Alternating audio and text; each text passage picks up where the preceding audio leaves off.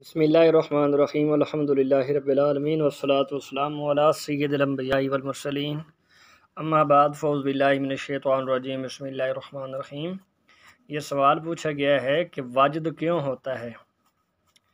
تو اس کے بارے میں تذکرہ غوثیہ کے اندر حضرت غوث علی شاہ قلندر پانی پتی رحمۃ اللہ علیہ ارشاد فرماتے ہیں کہ قلب کی اصل عرش پر ہے۔ اگر سالک کو اس کے قلب پر توجہ دی جائے تو یہ قلب اپنی اصل کی طرف رجوع کرتا ہے، لوٹتا ہے، اور روح جب اصل قلب کی طرف رغبت کرتی ہے تو جسم جو ہے وہ حرکت میں آ جاتا ہے، جس کو واجد کہتے ہیں۔ اسی طرح تفسیر مظہری کے اندر قاضی ثناء اللہ پانی پتی رحمۃ اللہ علیہ ارشاد فرماتے ہیں کہ بعض مشائخ کا فرمان ہے کہ طالبین کی استطاعت کم ہوتی ہے اور ان کے اوپر انوارات جو ہیں وہ کی بارش ہوتی ہے اور ان کی ہمت کم ہوتی ہے، جس کی وجہ سے وہ برداشت نہیں کر سکتے اور وہ حالت وجد کے اندر آ جاتے ہیں۔ اسی طرح عوارف المعارف کے اندر شیخ شہاب الدین عمر سہروردی رحمۃ اللہ علیہ ارشاد فرماتے ہیں کہ جب روح نغمات سے محظوظ اور لذت اندوز ہوتی ہے تو اس نفس پر جو بیمار محبت ہے واجد طاری ہو جاتا ہے،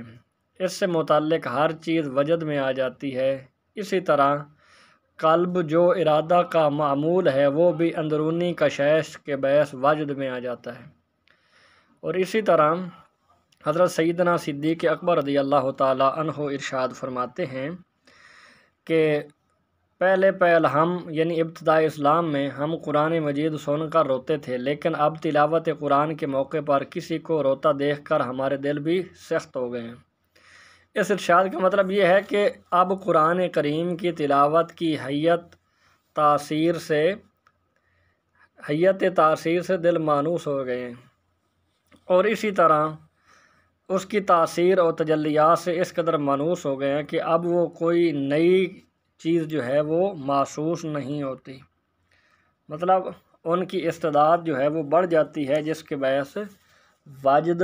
یا اعضاء کا مضمحل ہونا یا حرکت میں آنا نہیں ہوتا۔ تو یہ تھا واجد کا بیان کہ بھئی واجد کیوں ہوتا ہے۔ دعا ہے اللہ کریم کی بارگاہ ناز کے اندر اللہ پاک ہمیں سلوک سیکھنے کی اور صوفیاء کرام سے محبت کرنے کی توفیق عطا فرمائے۔ وآخر دعوانا الحمدللہ رب العالمین۔